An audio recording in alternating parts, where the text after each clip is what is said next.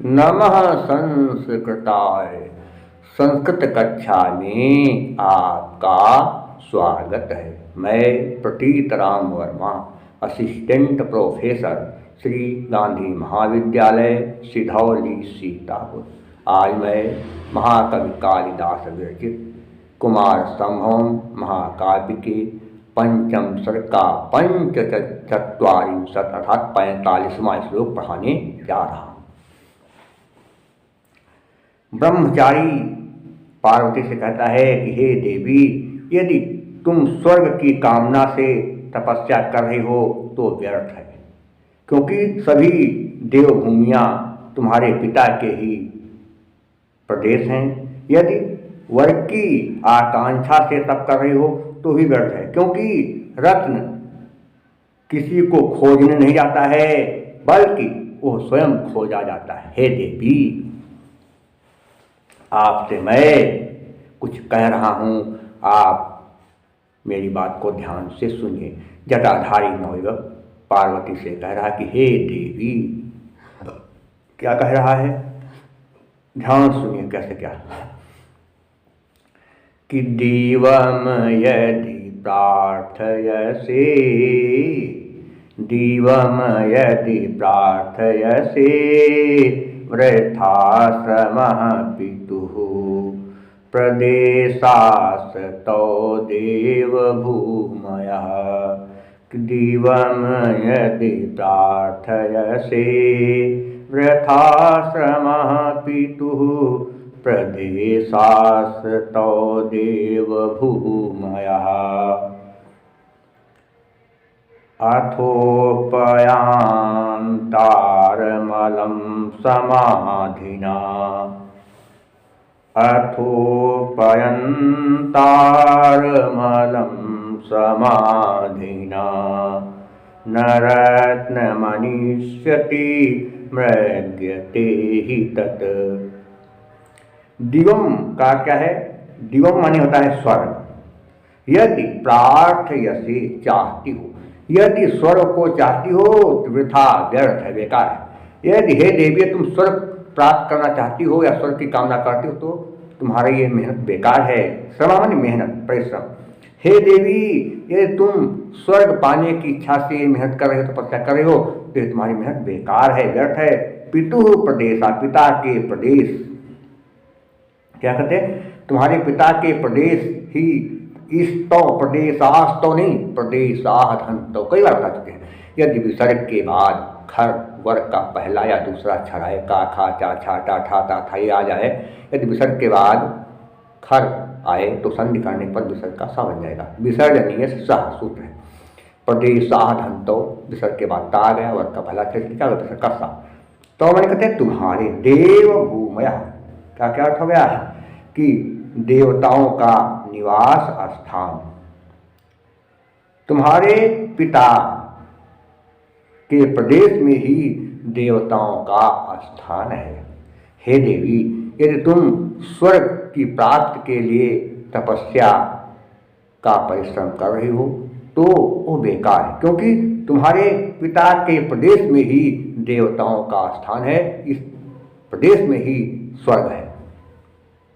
क्या कहते, अथोपयंतारमलम, अर्थ मैंने कहते इसके बाद भी यदि उपयंतार, अर्थ धन उपयंतारम, अर्थ धन उप हो गया, अथोप, इको अर्थ धन उप, था में आ के बाद आद गुणा के नियम से क्या हुआ, उ का ओ बन गया, क्या हो गया, उपयंतारम मने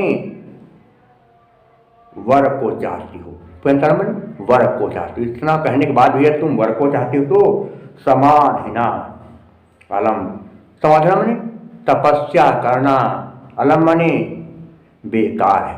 यदि तुम वर्ग की प्राप्ति के लिए तपस्या करना चाहती हो तो यह भी व्यर्थ है। ना मैंने कहते नहीं, रत्नम अनिविश्यत, क्या रत्नम सुने, रत्न को नहीं खोजते हैं, रत्न को नहीं खोजते हैं, मृग्यते, खोजा जाता है, ही माने क्योंकि, तत् माने वह, क्योंकि रत्न स्वयं ग्राहक को नहीं खोजते हैं, रत्न स्वयं ग्राहक को नहीं खोजते हैं, बल्कि ग्राहकों द्वारा ही रत्न को खोजा जाता है। क्या अर्थ हो गया, कि हे देवी, यदि तुम तपस्या के द्वारा स्वर्ग पाना चाहती हो तो ये तुम्हारी तपस्या रूपी मेहनत बेकार है। क्योंकि तुम्हारे, हे देवी, यदि तुम तपस्या के द्वारा स्वर्ग पाना चाहती हो तो तुम्हारी यह तपस्या रूपी मेहनत बेकार है, क्योंकि तुम्हारे पिता हिमालय के प्रदेश में ही, तुम्हारे पिता हिमालय के प्रदेश में ही देवताओं का निवास स्थान है। क्योंकि सभी, अर्थात सभी स्वर्गीय पदार्थों की उपलब्धि तुम्हारे पिता के अधिकार में है। और यदि तुम वर को पाने की इच्छा से तपस्या कर रहे हो तो भी ये तपस्या करना व्यर्थ है, क्योंकि ये सब बेकार है, तपस्या मत करो। क्योंकि रत्न स्वयं ग्राहक को नहीं खोजता है, बल्कि ग्राहकों द्वारा वो स्वयं खोजा जाता है। रत्न किसी ग्राहक को नहीं खोजता है, बल्कि ग्राहक ही रत्न को खोजते हैं। पूरा क्या होगा समझिए। हे देवी, यदि तुम तपस्या के द्वारा स्वर्ग पाना चाहती हो तो तुम्हारी तपस्या की ये मेहनत बेकार है, क्योंकि तुम्हारे पिता हिमालय के प्रदेश में ही देवताओं का निवास स्थान है, अर्थात सभी स्वर्गीय पदार्थों की उपलब्धि का स्थान तुम्हारे पिता के अधिकार में है। यदि वर की इच्छा से तुम तपस्या कर रहे हो वर को पाने, यदि तुम वर को पाना चाहती हो तब भी ये तुम्हारी तपस्या बेकार है, क्योंकि ये तपस्या तुम्हारे, यदि तुम वर को पाना चाहती हो तब भी तुम्हारा तपस्या करना बेकार है, इसलिए तपस्या मत करो। क्योंकि रत्न स्वयं अपने ग्राहक को, क्योंकि रत्न स्वयं अपने ग्राहक को नहीं खोजता है, बल्कि ग्राहक ही स्वयं रत्न को खोजते हैं, उसको ढूंढते हैं। ये हो गया। देखिए, संध्या तो हमने आपको क्या कहते बता ही दिया है। अब क्या बचेगा देखेंगे थोड़ा सा, कि व्याकरण भाग अगर कहीं कुछ है समास तो उसको थोड़ा देख लीजिए। देव भूमयः, देवताओं की भूमि, देवानाम भूमयः, षष्ठी तत्पुरुष समास हो जाएगा। रत्नम अन्विष्यति, रत्न को खोजते हैं जो वह, रत्नम अन्विष्यति एते, क्या हो जाएगा, बहुव्रीहि समास हो जाएगा। और इसका क्या है, पिता में अंत में बड़ा आ की मात्रा, पिता शब्द पुल्लिंग है, अंत में बड़ा आ की मात्रा है, इसलिए त्रिच प्रत्यय हो जाएगा।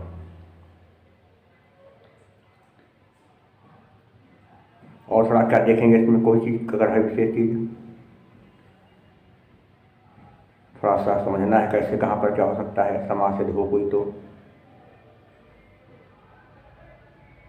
श्रमः में क्या होगा, श्रमः में घई प्रत्यय हो जाएगा। और अलंकार कौन सा है,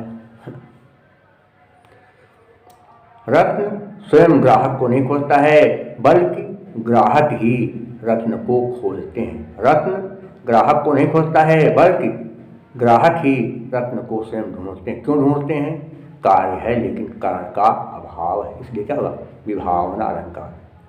क्रियाया प्रतिषेधे फल व्यक्तिर विभावना।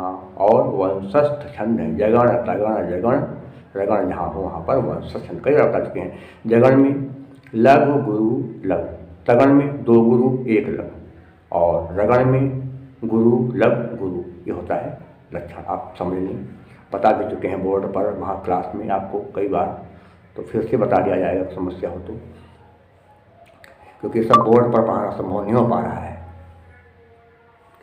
तो क्या है, जतौ तो अंशस्थ मुदीरितम जरो।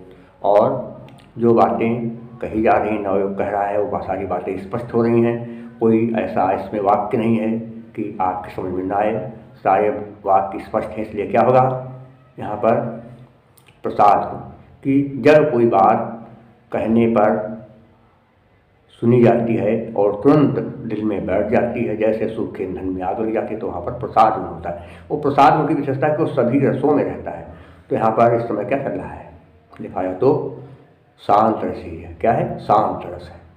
तो क्या होगा, कीर्तमव्याप्नोति क्षिप्रम् शुष्कन्धेन मिवानलः। कीर्तमव्याप्नोति क्षिप्रम् शुष्कन्धेन मिवानलः। सप्रसादः समस्तेषु रसेषु रचनासु चा। और वैदर्भी रीत है क्या? माधुर्यव्यंजकवर्णे रचना ललितात्मका।